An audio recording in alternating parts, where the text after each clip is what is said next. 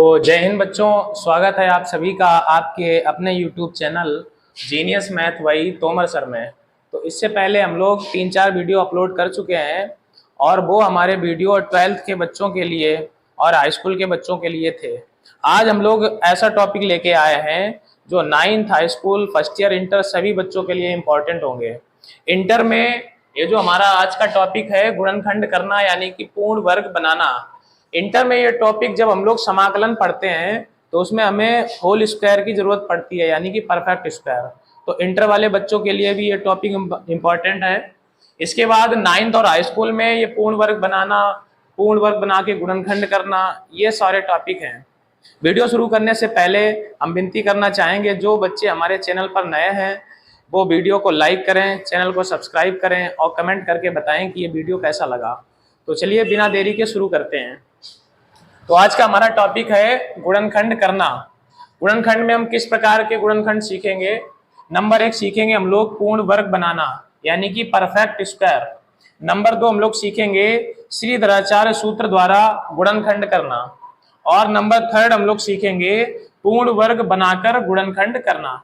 यानी इसमें पूर्ण वर्ग बनाना सीखेंगे, इसमें धराचार्य से सूत्र को गुणनखंड करना सीखेंगे और इस वाले में पहले पूर्ण वर्ग बनाएंगे यानी परफेक्ट स्क्वायर बनाएंगे और इसके बाद उसका फैक्टर करेंगे यानी कि गुणनखंड करेंगे।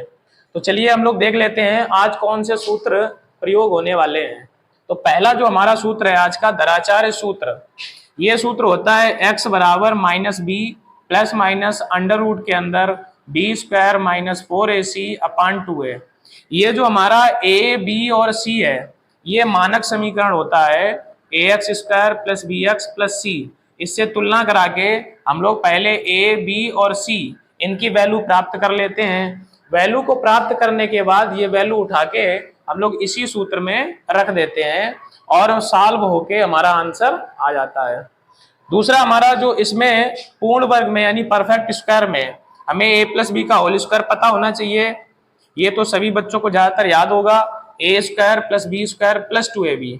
फिर a माइनस बी का whole square a square plus B square minus 2ab। अगर यहाँ पे प्लस है तो यहाँ पे प्लस लेना है, अगर यहाँ पे माइनस है तो हमें यहाँ पे माइनस लेना है। फिर लास्ट में हमारा सूत्र लगेगा a square minus B square. यानी एक बार इन दोनों को क्या करेंगे, प्लस कर देंगे और एक बार इन दोनों को माइनस कर देंगे। तो ये सारे सूत्र आप लोग नोट करेंगे, अच्छे से समझेंगे, याद करेंगे। इसके बाद आइए चलते हैं प्रश्न पर।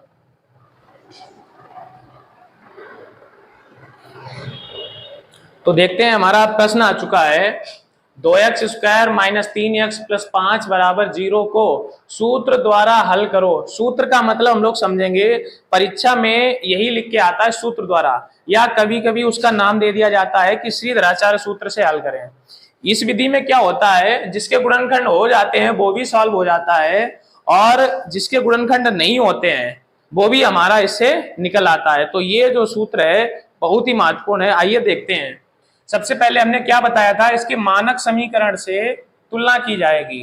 तो हमारा मानक समीकरण क्या होता है, मानक समीकरण ax square plus B X plus C बराबर 0, या 0 नहीं भी लिखते हम लोग, तो अगर यहाँ 0 है तो लिख लेंगे 0 से तुलना।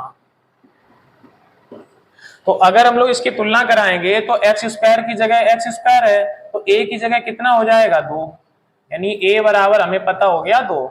x की जगह हमारा x है तो b की जगह हमारा माइनस का 3, तो b का मान आ गया माइनस का 3। अब ये हमारा कांस्टेंट है अचर पद c का मान कितना है 5। तो हमने क्या किया बच्चों, सबसे पहले यहाँ पे हमने a, b और c इसके मान पता कर लिए। अब हम सूत्र लगा देंगे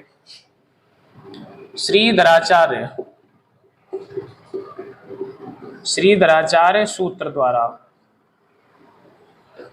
तो ये सूत्र हमारा क्या होता है, x बराबर minus B plus minus B square minus 4ac under root और अपान में 2a। तो हम लोग क्या करेंगे, इसकी वैल्यू यहाँ पे पुट करेंगे। माइनस b का मान कितना है -3।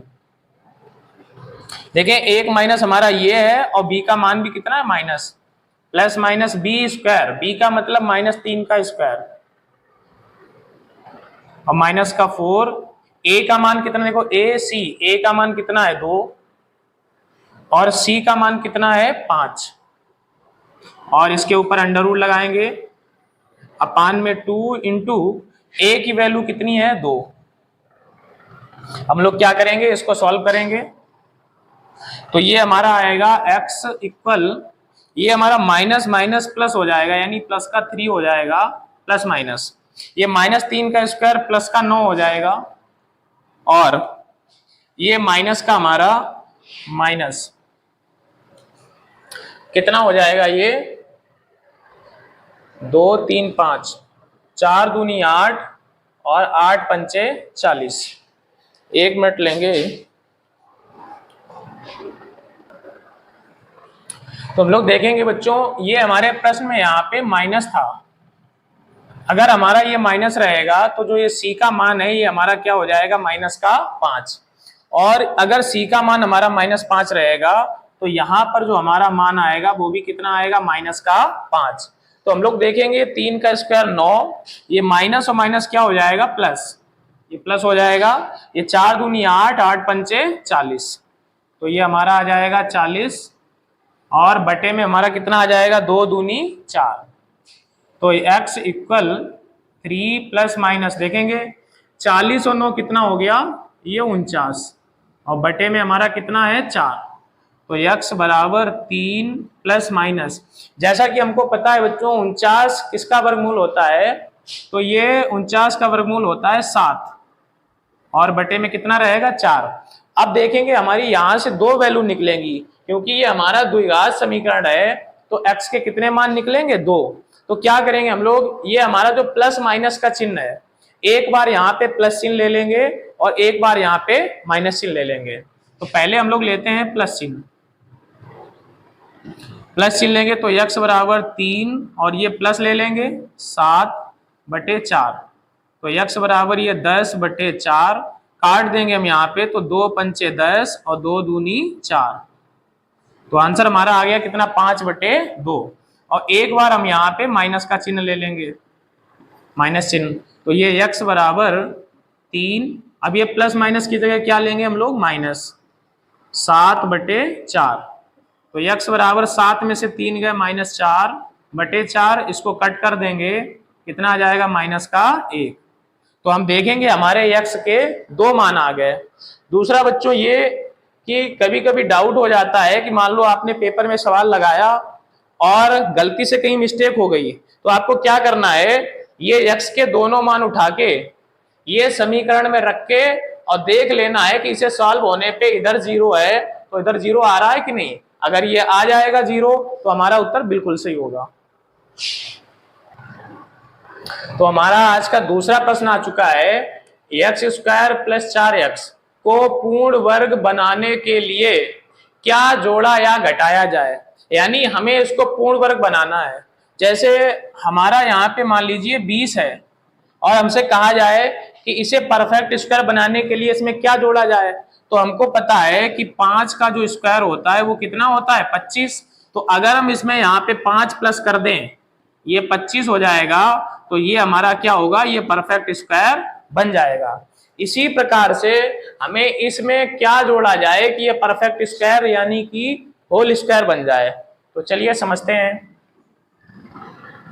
हम लोग क्या करते हैं बच्चों, सबसे पहले ये x² जैसा है इसको हम लोग ऐसा लिख लेते हैं, इसके बाद ये भी जैसा है इसको भी ऐसे ही लिख लेते हैं। अब आती है ट्रिक, इसमें क्या ट्रिक होती है, जो ये x का कॉफिशिएंट है यानी x का जो गुणांक है, x के गुणे में कितना है 4, तो हम लोग क्या करते हैं, ये 4 को 2 से भाग दे देते हैं, 2 का भाग देने पे कितना आएगा 2, जो ये 2 आएगा इसी का वर्ग हम लोग क्या करते हैं, इसमें जोड़ देते हैं। तो हम लोग क्या करेंगे, ये जो 2 आया है 2 का स्क्वायर इसमें क्या करेंगे, जोड़ देंगे। तो अब हम लोग इसको क्या लिख सकते हैं, ये x², ये 2 वाले को इसे हम पहले लिख लेंगे। तो देखेंगे हम लोग यहाँ पे प्लस आ रहा है यानी हमारा सूत्र बनेगा प्लस वाला, a + b का होल स्क्वायर क्या सूत्र होता है, a² + b² + 2ab। अगर यहाँ x के पहले प्लस है तो हमारा सूत्र कौन सा बनेगा, प्लस वाला। अब इसमें हमारा a² भी बन गया है, ये बी स्क्वायर भी बन गया है, क्या रह गया है प्लस का 2ab। तो हम लोग यहाँ पे क्या करेंगे, प्लस का 2, a का मतलब कितना है x, b का मतलब कितना है 2।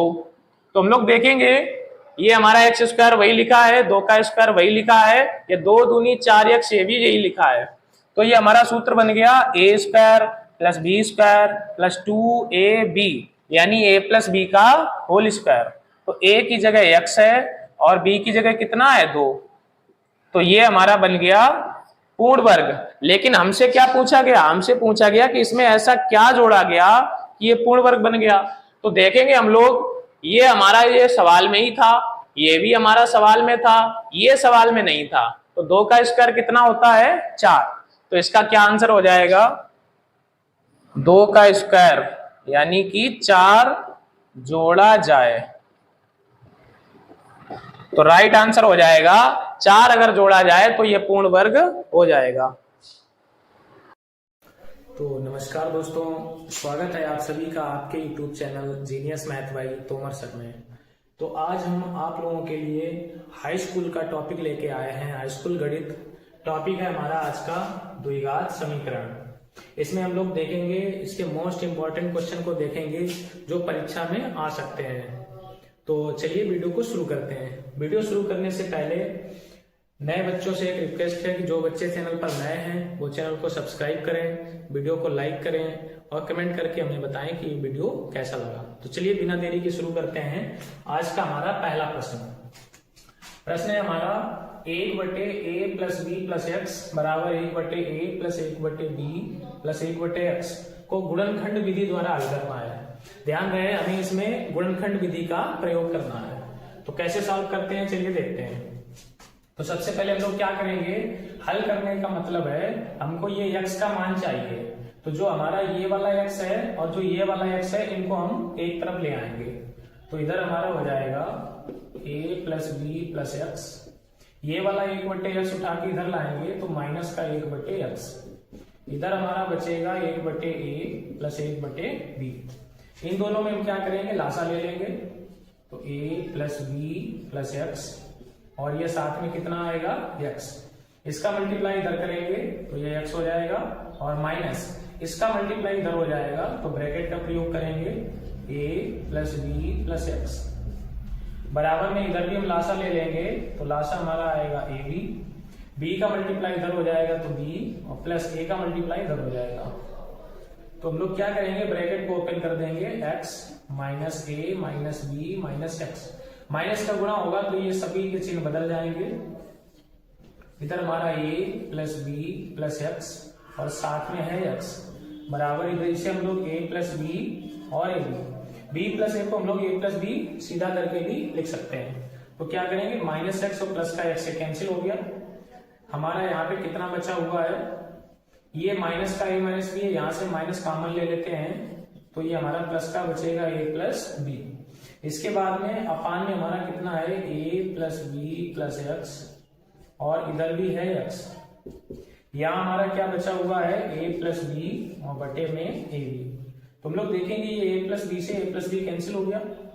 हम लोग इसका मल्टीप्लाई इधर करेंगे, इसका मल्टीप्लाई इधर करेंगे तो a b का गुणा जब माइनस वर्ग में होगा तो ये हमारा हो जाएगा माइनस का a b। इधर हमारा x का अंदर मल्टीप्लाई होगा और ये इधर चला जाएगा तो कितना हो जाएगा, देखो x का x में करेंगे तो x स्क्वायर, फिर x का b में करेंगे तो bx और फिर हम x का a में करेंगे तो हो जाएगा ax। अब चूंकि हमें x की वैल्यू निकालनी है तो हम लोग क्या करेंगे, इसमें द्विघात समीकरण बनाएंगे। तो ab को उठा के उधर ले जाएंगे तो इधर हमारा 0, इधर हमारा बच गया है x स्क्वायर प्लस ये ax है प्लस ये bx है, माइनस का ab उठा के इधर ले जाएंगे तो प्लस का ab। अब हम लोग क्या करेंगे, इन दोनों में से x को कॉमन लेंगे तो यहाँ हमारा बचेगा x प्लस a। इन दोनों में से हमें कितना कॉमन मिल रहा है b, तो हमारा बचेगा x प्लस a। अब हम दोनों में से x प्लस a कॉमन ले लेंगे तो इधर हमारा बचेगा x और प्लस इधर बचेगा b और इक्वल में कितना है 0। तो हम 1 बाई 1 सॉल्व कर लेंगे। पहले हम x प्लस a के बराबर 0 उठाएंगे तो x प्लस a बराबर 0 तो x की वैल्यू आ जाएगी माइनस a। या इसके बाद हम लोग दूसरा वाला उठाएंगे x प्लस बी बराबर 0, तो क्या हो जाएगा हमारा, b को उठा के उधर ले जाएंगे तो x बराबर माइनस का b। तो हमें इसके गुणनखंड विधि से हल करना था, तो इसके हल क्या निकल आए, x बराबर माइनस a और x बराबर माइनस का b। तो चलिए हम लोग आते हैं आज का हमारा दूसरा प्रश्न है हमारा x माइनस 2 बटे x plus 2 plus 3 x plus 2 बटे एक्स माइनस 2 माइनस 4 बराबर 0 को हल करें। तो देखें इसे कैसे सॉल्व करेंगे हम लोग यहाँ पे देखेंगे ध्यान से, जो हमारा ये लिखा हुआ है बिल्कुल वैसे ही ये है, केवल कितना अंतर है, इसका उल्टा है यहाँ पे, मतलब यहाँ x प्लस 2 नीचे है और इसमें x प्लस 2 ऊपर है। तो हम लोग क्या करेंगे, या तो इसको या इसको किसी एक को मान लेंगे। जैसे हमने इसको मान लिया, यहाँ पर माना x माइनस 2 बटे एक्स प्लस 2, इसके बराबर हमने इसे मान लिया y। अगर ये हमारा y है तो अगर हम लोग इसे उल्टा कर दें, यानी x प्लस 2 और बटे x माइनस 2, तो इसे भी उल्टा करना पड़ेगा, नहीं हो जाएगा 1 बटे y। तो हम लोग अब सिंपल में क्या करेंगे, इसकी जगह हम लोग y रख देंगे और इसकी जगह कितना हो जाएगा 1 बटे y। तो वैल्यू उठा के रखेंगे, इसमें मान रखने पर जैसे ही मान रखेंगे ये हमारा कितना हो जाएगा y और प्लस 3 इंटू ये हमारा कितना हो जाएगा 1/y और माइनस का 4 बराबर में 0। तो हम लोग क्या करेंगे, सिंपल में लासा लेंगे, लासा हमारा मिलेगा कितना y का मल्टीप्लाई y में होगा तो y स्क्वायर प्लस यहाँ से 3 बचेगा, फिर y का इसमें होगा तो माइनस का 4y और ये 0, क्रॉस मल्टीप्लाई करा देंगे, इसका इधर करेंगे तो ये y स्क्वायर, ये माइनस का 4y और ये प्लस 3 और ये y का इधर 0 में होगा तो कितना हो जाएगा 0। अब हम लोग क्या करेंगे, ये 3 के ऐसे फैक्टर करें कि प्लस करने पर 4 आ जाए, यानी 3 के ऐसे दो भाग कि प्लस करने पर 4 आना चाहिए। तो कितना होगा 3 और 1 4, और गुणा करने पर कितना रहना चाहिए, गुणा करने पर 3 ही रहना चाहिए। तो हम लोग इसके गुणनखंड कैसे करेंगे, y स्क्वायर माइनस इस 4 की जगह हम लोग क्या करते हैं, देखो जो चिन्ह यहाँ पर है उस चिन्ह को कहाँ लगा लेते हैं, बीच में, आगे वाला चिन्ह वही रहता है, ये y हमारा वही रहेगा और प्लस का 3 वही रहेगा, इक्वल में 0। हम लोग क्या करते हैं, जो बीच में होता है, बीच में जो भी हमारा संख्या होती है उसकी जगह ब्रैकेट का प्रयोग करते हैं, जो चिन्ह इधर होता है वही चिन्ह हम क्या लगाते हैं बीच में। अब इसके खंड कितने बन रहे थे 3 और 1, इन्हें जोड़ेंगे तो कितना आ जाएगा 4 और इनका गुणा कराएंगे तो कितना आएगा 3। तो इसका अंदर गुणा करा देते हैं, y स्क्वायर माइनस का ये हो जाएगा 3y और ये माइनस का हो जाएगा y और इधर हमारा प्लस 3 बराबर 0। इन दोनों में से हम y कॉमन ले लेते हैं तो बचेगा y माइनस 3, इन दोनों में से -1 कॉमन लेते हैं तो बचेगा y माइनस 3। y माइनस 3 को हम लोग फिर से कॉमन लेते हैं तो इधर हमारा आएगा y माइनस 1 और बराबर कितना रहेगा 0। तो हम लोग क्या करेंगे, एक एक करके सॉल्व कर लेंगे। y माइनस 3 बराबर 0, तो y बराबर हमारा कितना निकल आएगा 3। अब हमें y का मान वापिस भी करना है, ये y का मान कितना था x माइनस 2 बटे एक्स प्लस 2, तो इसकी जगह x माइनस 2 बटे एक्स प्लस 2 बराबर हमारा कितना है 3। क्रॉस मल्टीप्लाई करा दो, इसका मल्टीप्लाई इधर करेंगे x माइनस 2, 3 का इधर करेंगे तो 3x और 3 दूनी 6। अब हम लोग देखेंगे इसको अगर इधर लाएंगे तो ये माइनस का 2x हो जाएगा, इसको इधर ले जाएंगे तो ये कितना हो जाएगा 8। अगर हम लोग इसको कट कर देंगे, 2 से काटेंगे 4 तो x की वैल्यू आएगी माइनस की 4, यानी हमारा x की वैल्यू हमको पता चल गई है माइनस की 4। अब हम दूसरा वाला उठाएंगे y माइनस 1 बराबर 0, तो y बराबर हमारा हो जाएगा 1। y का मान फिर से वापिस करेंगे x माइनस 2 बटे एक्स प्लस 2 बटे में x प्लस 2, इधर हमारा कितना है 1। क्रॉस मल्टीप्लाई कराएंगे तो x माइनस 2 इधर हो जाएगा x प्लस 2। तो हम लोग यहां से सिंपल में देखेंगे कि यहां से x हमारा कैंसिल हो जा रहा है, तो हम लोग सिंपल में क्या देखेंगे कि ये जो हमारा x माइनस 2 है और ये x प्लस 2 है, तो ये x हमारा कैंसिल हो जा रहा है, यानी यहां से वैल्यू निकालना संभव नहीं है। तो यहां लिखेंगे संभव नहीं, क्योंकि हमें x का मान निकालना है, x हमारा कैंसिल हो रहा है, तो जो हमारी वैल्यू है वो केवल और केवल कितनी होगी, -4। तो हमारा राइट आंसर हो जाएगा -4। तो अगला क्वेश्चन हमारा आ चुका है, समीकरण है px² - qx + r बराबर 0। इसके मूल अल्फा और बीटा है, तो 1/अल्फा + 1/बीटा का मान ज्ञात करना है। तो हम लोग सिंपल में क्या करेंगे, जो ये हमारा समीकरण है px² - qx + r बराबर 0, इसके हम लोग क्या करेंगे, पहले मानक समीकरण से तुलना करवाएंगे। तो मानक समीकरण हमारा होता है ax² + bx + c बराबर 0। इससे क्या करेंगे, तुलना करेंगे। तो x² की जगह x² है, तो a बराबर हमारा कितना आ जाएगा, p। x की जगह x है, तो b की जगह हमारा आ जाएगा -q, और c की जगह कितना है हमारा r। तो हमने तुलना करा के a ही c की वैल्यू प्राप्त कर ली। अब हम लोग क्या करें, हमें पता है मूलों का योग,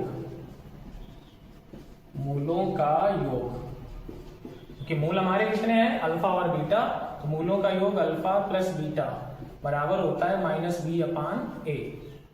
तो अल्फा + बीटा बराबर माइनस, और b की वैल्यू कितनी है, -q है, तो माइनस माइनस क्या हो जाएगा, प्लस का q हो जाएगा। a की वैल्यू कितनी है, a की वैल्यू है p। तो अल्फा + बीटा की वैल्यू हमको पता हो गई। हम लोग क्या करेंगे, मूलों का गुणनफल लगा देंगे, मूलों का गुणनफल। तो मूलों का गुणनफल यानी कि अल्फा और बीटा, अल्फा बीटा बराबर क्या होता है, c/a। तो हम लोग क्या करेंगे, अल्फा बीटा बराबर c की वैल्यू कितनी है, r है, a की वैल्यू कितनी है, p। तो ये हो जाएगा r/p। ये हो गया समीकरण नंबर हमारा 2। अब हमको देखो किसकी वैल्यू चाहिए थी, हमको जो है, हमको वैल्यू चाहिए थी 1/अल्फा + 1/बीटा की। तो हमें मान चाहिए था 1/अल्फा + 1/बीटा। तो हम लोग क्या करेंगे, इसे लासा लेंगे, लासा हमारा आएगा अल्फा बीटा, इसका इधर करेंगे, इसका इधर करेंगे, तो ये हो जाएगा अल्फा + बीटा। तो अल्फा + बीटा का मान हमने निकाल रखा है q/p, और बटे अल्फा बीटा का मान हमने निकाला r/p। तो जैसा कि हमको पता है कि बाहर का मल्टीप्लाई होता है और अंदर का मल्टीप्लाई होता है, तो ऊपर हमारा हो जाएगा pq, नीचे हमारा हो जाएगा p और r। p से p कैंसिल कर देंगे, तो हमारा आंसर आ जाएगा q/r। ये हमारा राइट आंसर हो जाएगा। तो हमारा अगला क्वेश्चन आ चुका है। क्वेश्चन है, 2 अंकों से बनी एक संख्या एवं उसके अंकों को उलटने से बनी संख्या का योग 66 है। यदि संख्या के अंकों का अंतर 2 हो तो संख्या ज्ञात करें। देखिए, इस प्रकार के प्रश्न भी परीक्षा में आ जाते हैं, तो इनको कैसे सॉल्व करते हैं, चलिए देखते हैं। जैसा कि हम जानते हैं कि जो हमारी संख्या है, जैसे मान लो 2 अंकों की है, मान लो ये संख्या हमारी क्या है, 20। तो ये संख्या कैसे बनती है, एक हमारा होता है इकाई का अंक और एक हमारा होता है दहाई का अंक, यानी संख्या 2 अंकों से मिलके बनती है। तो इसका हमारा एक सूत्र होता है, सूत्र क्या होता है, हम लोग यहां पे लिख लेंगे, संख्या बराबर, ये 2 अंकों की संख्या के लिए सूत्र है, सूत्र क्या होता है 10 गुणे दहाई और प्लस होता है इकाई। ये हमारा संख्या निकालने का सूत्र होता है, 2 अंकों की संख्या निकालने का। तो यानी कि हमें इकाई और दहाई 2 अंकों की आवश्यकता पड़ती है। तो चलिए हम लोग देखते हैं, पहले माना इकाई अंक, इकाई अंक हम यहां पे मान लेते हैं x, और दहाई का अंक, दहाई अंक को हम लोग मान लेते हैं y। तो हमारी संख्या क्या हो जाएगी, संख्या हमने बताया कि 10 गुणे दहाई का अंक, 10 गुणे दहाई और प्लस क्या होता है इकाई का अंक, यानी ये हमारा सूत्र हो गया। तो ये आप लोग सूत्र पहले नोट कर लेंगे। तो हम लोग देखेंगे, इसमें वैल्यू रख देंगे 10 गुणे दहाई, दहाई का मतलब कौन है y, और प्लस इकाई, इकाई का मतलब कौन है x। तो ये हमारी संख्या है। जब x और y की वैल्यू आ जाएगी तो वैल्यू उठा के हम लोग इसमें रख देंगे। देखो क्या कंडीशन है, जो पहली कंडीशन है, पहली शर्त के अनुसार क्या है कि दो अंकों से बनी एक संख्या एवं उसके अंकों को उलटने से बनी संख्या का योग 66 है। यानी जो ये संख्या है 10y + x, ये संख्या, और अगर इसके अंकों को उलट दें, मतलब ये दहाई वाला आ जाए इकाई की जगह और इकाई वाला आ जाए दहाई की जगह, तो इसको उलटने से क्या बनेगा? उलटने से बनेगा 10, ये x इसकी जगह आ जाएगा और +22 इसकी जगह चला जाएगा। और पहले जो संख्या थी और उलटने से जो संख्या बनी, इनका जो सम है यानी प्लस, ये हमारा कितना है? 66 है। तो हम लोग सिंपल में इसे सॉल्व कर देंगे। 10y और y 11y और प्लस x और 10x कितना हो जाएगा? 11x बराबर 66। हम लोग देखेंगे यहाँ पे 11 हमारा कॉमन है, तो y + x बराबर हो जाएगा 66। 11 से इसको काट देंगे, 11 छंगा 66, तो यानी x + y बराबर हमारा निकल गया 6। इसे मान लेते हैं हम लोग समीकरण नंबर 1। अब क्या करेंगे? दूसरी कंडीशन उठाएंगे हम लोग, जो हमारी सेकेंड कंडीशन है। दूसरी कंडीशन है संख्या के अंकों का अंतर 2 है, यानी जो संख्या है उसके अंकों का अंतर 2 है। अब हमें इसमें ये नहीं पता है कि इकाई का अंक बड़ा है या दहाई का बड़ा है, तो हम लोग क्या करेंगे? पहले इकाई में से ही दहाई को घटा लेते हैं, यानी कि इकाई के अंक में से अगर दहाई का अंक घटाओ तो ये कितना आना चाहिए? 2 आना चाहिए। तो ये हमारा हो गया समीकरण नंबर 2 दूसरी शब्द से। अब क्या करेंगे? इन दोनों को जोड़ के सॉल्व कर देंगे। तो कैसे सॉल्व करेंगे इधर देखते हैं। एक समीकरण है x + y बराबर 6, दूसरा समीकरण है x - y बराबर 2। तो क्या करेंगे? इसे हम लोग जोड़ेंगे, तो y और y कट हो जाएगा, ये हो जाएगा 2x, इधर हो जाएगा 6 2 8, 2 से इसको काटेंगे हम लोग, तो कितना आ जाएगा? 4। x का मान हमको पता चल गया है, ये मान उठा के हम लोग समीकरण 1 में रख देंगे। समीकरण 1 से तो इसमें रखेंगे x की जगह कितना? 4 और प्लस y बराबर 6, तो y बराबर आ जाएगा हमारा 2।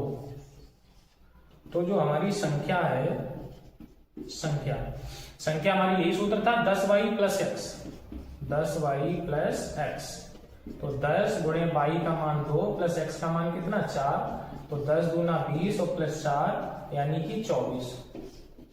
तो हमारा आंसर कितना हो जाएगा यहाँ पे? 24।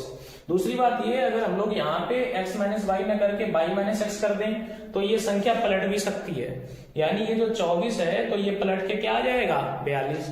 तो हम लोग क्या लिख सकते हैं? संख्या हमारी 24 या 42, यानी 24 भी हो सकती है और 42 भी हो सकती है। तो हम लोगों का आज का अंतिम प्रश्न आ चुका है।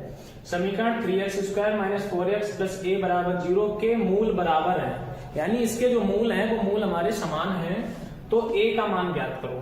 तो देखते हैं हम लोग। सबसे पहले 3x² - 4x + a बराबर 0, इसके हम लोग मानक समीकरण से तुलना कराएंगे। तो मानक समीकरण होता है ax² + bx + c बराबर 0। इससे हम लोग कंपेयर करेंगे, नहीं तुलना कराएंगे। तो x² की जगह x² है, तो a की जगह कितना हो गया? 3, x की जगह x है, तो b की जगह हमारा हो गया -4, और c की जगह कितना हो गया? c की जगह हमारा हो गया 1।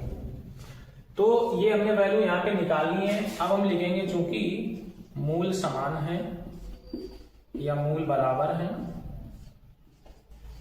मूल बराबर अगर होते हैं तो हम लोगों को पता है कि जो विविक्त कर है वो 0 हो जाता है, यानी जो हमारा विविक्त कर है, विविक्त कर को हम लोग क्या बोलते हैं? d। ये कितना हो जाता है? 0। d का हमारा सूत्र होता है b² - 4ac = 0। तो हम लोग क्या करेंगे? इसकी वैल्यू यहाँ पे रख लेंगे।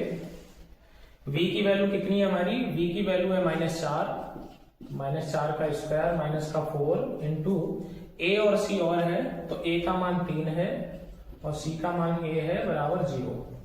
तो इधर हमारा कितना हो जाएगा? 4 का स्क्वायर, ये प्लस का हो जाएगा 16, -4 क्यों 12a बराबर 0। 12a को उधर ले जाएंगे, या 12a को इधर ही रखो, 16 को उधर ले जाओ, माइनस से माइनस काट दें, तो a बराबर 16/12। 4 से काट देते हैं, 4 क्यों 12, 4 चक्कू 16, तो a बराबर हमारा आ गया 4/3। तो ये हमारा राइट आंसर हो जाएगा। तो बच्चों आशा करते हैं आपको ये आज का वीडियो पसंद आएगा। अगर वीडियो पसंद आए तो वीडियो को लाइक करें और कमेंट करके हमें बताएं कि वीडियो कैसा लगा। आप लोग वीडियो देखते हैं लेकिन उसे लाइक नहीं करते हैं, तो हमारी सभी से रिक्वेस्ट है कि आप लोग वीडियो को लाइक अवश्य कर दिया करें। दूसरा, ये आज जितने भी प्रश्न हमने करवाए हुए हैं ये सब परीक्षा में आए हुए प्रश्न हैं, कई बार परीक्षा में आ चुके हैं, तो ये रिवीजन क्लास के लिए आप बहुत महत्वपूर्ण क्वेश्चन है, ये परीक्षा में आ सकते हैं। तो आज का ये टॉपिक यहीं पे समाप्त करते हैं। जय हिंद।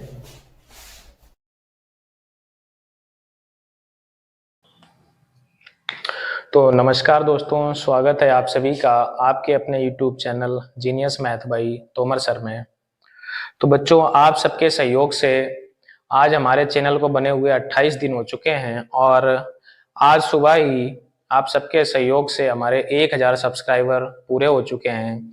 इसमें आप सभी का पूर्ण रूप से सहयोग है, इसलिए आप सभी को हम दिल से धन्यवाद देना चाहते हैं। सभी का बहुत बहुत धन्यवाद। इसी प्रकार हमको सहयोग करते रहिएगा और हम आपके लिए अच्छे अच्छे वीडियो लाते रहेंगे। तो चलिए आज का टॉपिक हम लोग शुरू करते हैं। आज का हमारा टॉपिक है द्विघात समीकरण। इसका पहले भी एक पार्ट हम दे चुके हैं, उसमें कुछ क्वेश्चन रह गए थे। ये सारे प्रश्न इंपॉर्टेंट प्रश्न आपको कराए जा रहे हैं जो बोर्ड परीक्षा से संबंधित रहेंगे और इनके बोर्ड परीक्षा में आने के चांस भी रहेंगे। तो चलिए बिना देरी के शुरू करते हैं। वीडियो शुरू करने से पहले एक रिक्वेस्ट है उन बच्चों से, जो बच्चे चैनल पर नए हैं वो चैनल को सब्सक्राइब करें और बेल आइकन दबा दें ताकि कोई भी वीडियो की नोटिफिकेशन उनको सबसे पहले मिलती रहे। और अगर वीडियो पसंद आए तो वीडियो को लाइक करें और कमेंट करके हमें बताएं कि आपको ये वीडियो कैसा लगा। तो चलिए चलते हैं पहले क्वेश्चन की तरफ। आज का हमारा पहला क्वेश्चन है, एक रेलगाड़ी 480 किलोमीटर की दूरी, तो देखेंगे यहां सबसे पहले हमें दूरी दे दी गई है 480 किलोमीटर, समान चाल से तय करती है। तो हमें क्या करना, रेलगाड़ी की चाल ज्ञात करनी है। तो हम यहां पे मान लेंगे, माना रेलगाड़ी की चाल। तो रेलगाड़ी की चाल कितनी मान लेंगे हम, x किलोमीटर प्रति घंटा। ये हमने रेलगाड़ी की चाल मान ली क्योंकि हमें रेलगाड़ी की चाल यहाँ पे निकालनी है। यदि इसकी चाल 8 किलोमीटर प्रति घंटा कम होती तो वह उसी दूरी को तय करने में 3 घंटे अधिक समय लेती। रेलगाड़ी की चाल ज्ञात करो। तो सबसे पहले पहली कंडीशन हम लोग लगाएंगे। यहाँ पे जैसा कि हमें पता है सूत्र होता है चाल बराबर दूरी बटे समय। चाल बराबर दूरी बटे समय। तो चाल कितनी है, इसकी चाल हमने मानी है x, दूरी हमारे पास कितनी है 480 किलोमीटर, और जो समय है इस समय को हम लोग मान लेते हैं t1। t1 का मतलब यहाँ पे होगा कि पहला समय। तो रेलगाड़ी वाले सवालों में या वाहन यातायात वाले सवालों में हम लोग क्या करते हैं, नाव धारा के सवालों में भी क्या करते हैं हम लोग, ऐसी कंडीशन में समय निकाल लेते हैं। तो क्या करेंगे, समय निकालेंगे तो ये t1 इधर चला जाएगा, t1 बराबर 480 और ये x इसकी जगह आ जाएगा और ये हमारा हो जाएगा पहला समीकरण। तो ये हमने पहला समय अभी निकाल लिया। चलते हैं दूसरी कंडीशन की तरफ। जो हमारी दूसरी कंडीशन है, क्या बोला है, यदि इसकी चाल 8 किलोमीटर प्रति घंटा कम होती, मतलब अभी इसकी चाल कितनी थी x, अगर हम इसकी चाल को 8 कम कर दें, यानी इसकी चाल कितनी कर दें, चाल कर दें x माइनस 8 किलोमीटर प्रति घंटा। तो यहां से हम लोग फिर से सूत्र लगा लेते हैं, चाल बराबर दूरी बटे समय। तो चाल की जगह अब की बार क्या रहेगा, x माइनस 8, दूरी हमारी पता है 480 और अब की बार समय को हम लोग मान लेते हैं t2। पहला वाला जो समय था उसे हमने t1 माना, दूसरा वाला समय को क्या मान लिया है t2। तो हमने क्या बताया था, इसमें समय निकाला जाएगा, तो समय को इधर ले जाएंगे t2 और बराबर 480। ये हमारा गुणे में है तो इधर कहाँ जाएगा, ये इसकी जगह चला जाएगा और ये इसकी जगह आ जाएगा और ये हमारा बन गया समीकरण नंबर 2। तो हमने क्या किया, पहला समय भी निकाल लिया है और दूसरा समय भी निकाल लिया है। अब देखते हैं आगे। देखो, तो ये क्वेश्चन को यहां पे हटा देते हैं।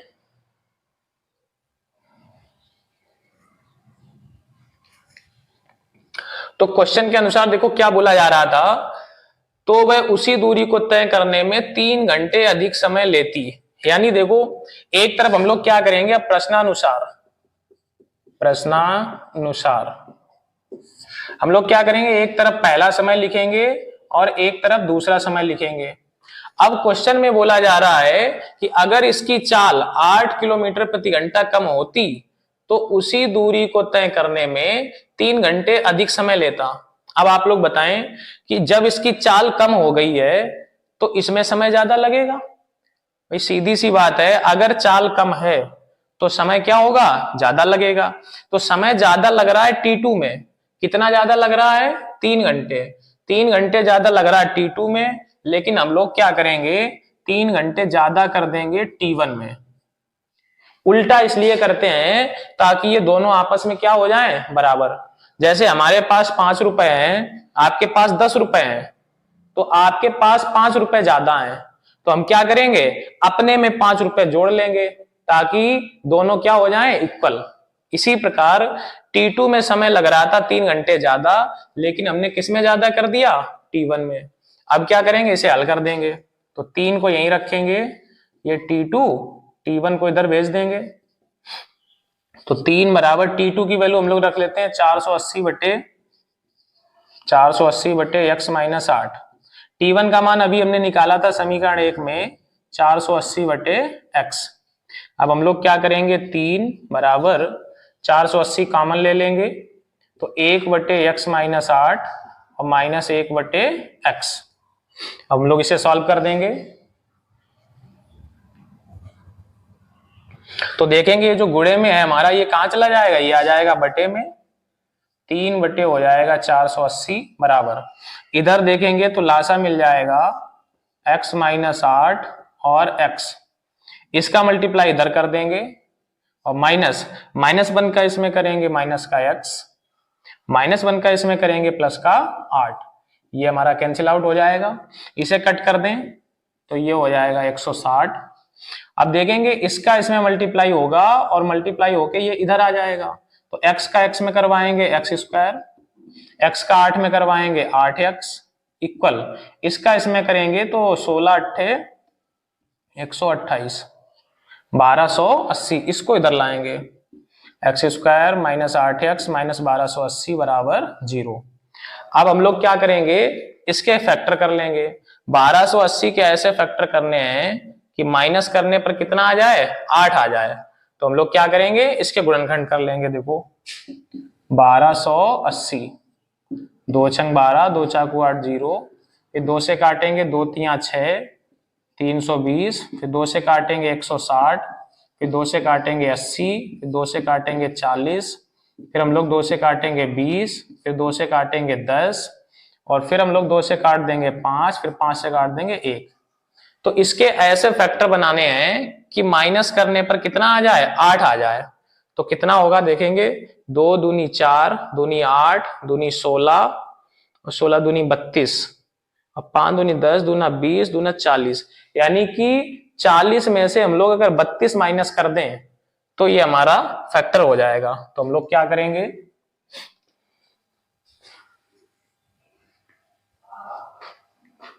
तो हम लोग इसे सॉल्व करेंगे। एक्स स्क्वायर माइनस, यहां ब्रैकेट का प्रयोग करेंगे, पूरा ऐसे ही लिख देंगे। यहां पे माइनस है तो बीच में क्या लगाएंगे, माइनस। बड़ा वाला फैक्टर पहले लिखेंगे और छोटा वाला बाद में। 40 में से 32 जाएंगे तो कितना बचेगा, 8 बच जाएगा। तो ये एक्स स्क्वायर माइनस का 40x माइनस माइनस प्लस का हो जाएगा 32x और माइनस 1280 बराबर 0। अब हम लोग क्या करेंगे, इन दोनों में से कितना कॉमन आ रहा है, x। तो x कॉमन ले लेंगे तो बचेगा x माइनस 40। इन दोनों में से प्लस का 32 कॉमन ले लेंगे तो बचेगा x माइनस 40। x माइनस 40 को हम लोग फिर से कॉमन कर लेंगे तो बचेगा x प्लस 32 बराबर 0। तो इधर से उठाएंगे x माइनस 40 बराबर 0, तो x बराबर 40। यहां से अगर निकालेंगे तो माइनस में निकलेगी स्पीड। रेलगाड़ी की चाल कभी माइनस में नहीं हो सकती, तो रेलगाड़ी की चाल हमारी कितनी हो जाएगी, रेलगाड़ी की चाल, तो इसकी चाल हो जाएगी 40 किलोमीटर प्रति घंटा। ये जो रेलगाड़ी वाले प्रश्न हैं ये परीक्षा में अक्सर पूछ दिए जाते हैं और ये जब भी प्रश्न आता है तो ये हमारा लॉन्ग आंसर में आता है। तो आप लोग इसे अच्छे से तैयार करेंगे, इसकी कॉन्सेप्ट को समझेंगे कि इसमें हमेशा समय निकाला जाता है। तो चलिए हम लोग चलते हैं अगले क्वेश्चन की तरफ। तो अगला हमारा क्वेश्चन आ चुका है, क्वेश्चन नंबर 2। समीकरण है 3x² माइनस 2√6x प्लस 2 बराबर 0 के मूल ज्ञात करें। यानी हमें इसकी वैल्यू, x की वैल्यू फाइंड करनी है। x की वैल्यू का मतलब मूल, या इसी को हम लोग कह देते हैं शून्यक। तो देखते हैं हम लोग कैसे सॉल्व करते हैं। तो इसके दो तरीके हैं, एक तो ये डायरेक्ट फार्मूला बन सकता है, दूसरा इसके हम लोग गुणनखंड कर सकते हैं। तो चलिए देखते हैं। गुणनखंड करने के लिए क्या होगा, इनका इनका मल्टीप्लाई कराएंगे तो 3 दूनी 6। इस 6 के ऐसे फैक्टर कर दें कि जोड़ने पे 2√6 आ जाए। तो देखेंगे हम लोग √6 और √6, अगर इनको हम लोग जोड़ेंगे तो आएगा 2√6, अगर इनका मल्टीप्लाई कराएंगे तो कितना आएगा 6। तो हम लोग सिंपल में क्या करेंगे, इसको लिखेंगे 3x² माइनस, इसकी जगह ब्रैकेट प्रयोग करेंगे, x प्लस 2 बराबर कितना है 0। यहाँ पे प्लस चिन्ह है तो बीच में क्या लगाएंगे प्लस, एक फैक्टर यहाँ पे आ जाएगा और दूसरा फैक्टर यहाँ पे आ जाएगा। अब हम लोग क्या करेंगे, इसको सीधा सिंपल सॉल्व कर देंगे। तो 3x² माइनस का √6x, फिर से माइनस का √6x और प्लस 2 बराबर 0। अभी देखेंगे तो इसमें से कुछ कॉमन नहीं दिखाई दे रहा है, तो थोड़ा और सिंपल कर लेते हैं। 3 को हम लोग ऐसे लिख सकते हैं क्या, ये इसका मतलब भी 3 है, और ये 6 को हम लोग ऐसे लिख सकते हैं √3 गुणे √2 माइनस, इसे 6 को हम लोग लिख सकते हैं √2 गुणे √3 और प्लस 2 बराबर 0। और ये जो लास्ट में 2 है इसे भी हम लोग √2 इंटू √2 ऐसे लिख सकते हैं। तो हम लोग यहां से देखेंगे √3x यहां से कॉमन है, तो यहां पे देखो एक √3 बचा, एक x बचा, यहां से √3x निकल गया तो कितना बच गया √2। यहां पे आते हैं इन दोनों से √2 कॉमन ले लेते हैं, तो यहां बचेगा √3x, और ये माइनस कॉमन लिया है तो माइनस वाला प्लस हो गया, प्लस वाला क्या हो जाएगा माइनस, एक √2 बच जाएगा। हम लोग देखेंगे कि दोनों ब्रैकेट में एक जैसा बच चुका है, हम लोग क्या करेंगे, इसे कॉमन ले लेंगे, √3x माइनस √2, इधर भी हमारा बचा है √3x माइनस √2। तो यहां से हम लोग निकाल लेते हैं √3x माइनस √2 इक्वल 0। तो x की वैल्यू ये पहले उधर जाएगा और ये गुणे वाला कहाँ जाएगा बटे में, तो इन दोनों को हम लोग एक साथ ऐसे अंडर लगा सकते हैं। तो अगर x की वैल्यू यहां इतनी आई है तो यहां पर भी इतनी आएगी। तो जो हमारे मूल हैं, तो मूल कितने निकल के आ गए, 2/√3 और ये भी 2/3 और पूरे पे √। तो यही हमारा इस क्वेश्चन का आंसर हो गया। तो चलिए चलते हैं नेक्स्ट क्वेश्चन की ओर। तो हमारा अगला क्वेश्चन आ चुका है। इस प्रकार का एक और प्रश्न हम पिछले वीडियो में भी करा चुके हैं, तो एक बार फिर से देखते हैं, समझते हैं। 2 अंकों की संख्या के अंकों का योग 9 है, इस संख्या का 9 गुना संख्या के अंकों को पलटने से बनी संख्या का 2 गुना है, वह संख्या ज्ञात करें। तो जैसा कि हमने बताया था कि 2 अंकों की जो संख्या होती है उसमें 2 अंक होते हैं, एक तो इकाई का अंक और एक दहाई का अंक। तो इसमें हमने सबसे पहले मान लेंगे, माना इकाई अंक, इकाई अंक को हम लोग मान लेते हैं x, ये दहाई का अंक, दहाई अंक को हम लोग मान लेते हैं y। तो जो हमारी संख्या है, तो संख्या का सूत्र क्या होता है, 10 गुणे में दहाई का अंक और प्लस इकाई का अंक, ये हमारी संख्या हो गई। अब इसमें शर्त लगाते, पहली शर्त क्या है, 2 अंकों की संख्या के अंकों का योग 9 है, मतलब ये जो इकाई और दहाई का अंक है इनको प्लस करने पर कितना आना चाहिए, 9। तो यानी x प्लस y बराबर कितना होना चाहिए, 9। इसे हम लोग मान लेते हैं समीकरण नंबर 2। अगली कंडीशन पे आते हैं, कंडीशन नंबर 2। दूसरी कंडीशन है, इस संख्या का 9 गुना, मतलब ये जो हमारी संख्या है, कितनी है संख्या 10y प्लस x, इसका कितने गुना, इसका 9 गुना, और इक्वल संख्या के अंकों को पलटने से बनी संख्या का 2 गुना है। यानी ये जो हमारी संख्या है इसके अंकों को अगर पलट दिया जाए, मतलब इकाई वाला दहाई की जगह और दहाई वाला इकाई की जगह, तो क्या हो जाएगा 10 और 10 के साथ x हो जाएगा और प्लस बाई हमारा इधर हो जाएगा। तो अंकों को पलटने से जो ये संख्या बनी है इसके 2 गुने के बराबर है। अब हम लोग इसको सॉल्व कर देंगे तो देखेंगे कितना आएगा। ये 9.90 और उसके बाद 9 का इसमें करेंगे 9x बराबर 2 का इसमें करेंगे 20 और प्लस इसका इसमें करा देंगे तो 2y।